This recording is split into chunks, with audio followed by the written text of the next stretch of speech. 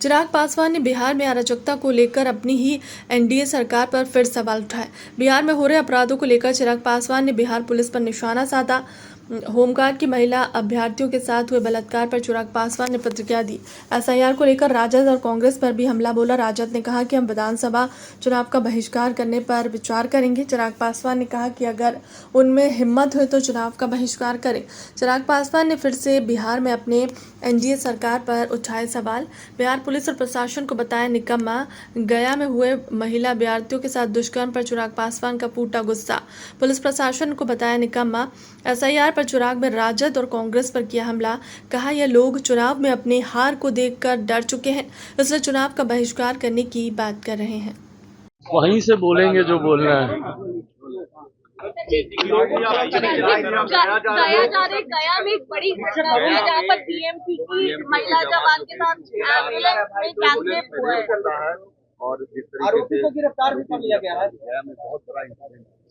देखिए, एक के बाद एक जिस तरीके से बिहार में आपराधिक घटनाओं की एक श्रृंखला सी बन गई है और प्रशासन पूरी तरीके से नतमस्तक दिख रहा है अपराधियों के सामने।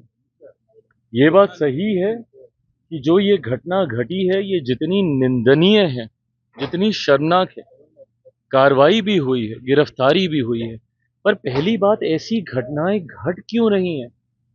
बिहार में जिस तरीके से हत्या, अपहरण, लूटमार, डकैती, बलात्कार एक के बाद ऐसी श्रृंखला बन गई है और अब तो ऐसा लग रहा है जैसे प्रशासन पूरी तरीके से नाकामयाब है इन घटनाओं को रोकने के लिए। और अगर ऐसे ही चलता रहा तो ये आने वाले दिनों में एक बहुत भयावह परिस्थिति उत्पन्न कर देगा हमारे प्रदेश के लिए। उत्पन्न हो चुकी है। जिन परिवारों ने अपनों को खोया उनका हालात पूछिए, जिन बच्चियों के साथ इस तरीके से दुष्कर्म हो रहा है उनके हालात पूछिए। आज अगर इस तरीके की बातें भी कही जाती हैं कि चुनाव के कारण ऐसी गतिविधियों को असामाजिक तत्व अंजाम दे रहे हैं, अगर चुनाव भी एक कारण, और मैं भी मानता हूं कहीं ना कहीं कि संभवतः चुनाव भी एक कारण है, सरकार को बदनाम करने की साजिश के साथ संभवतः इन घटनाओं को अंजाम दिया जा रहा है, पर तब भी जिम्मेदारी तो प्रशासन की ही है ना इसको नियंत्रित करने की।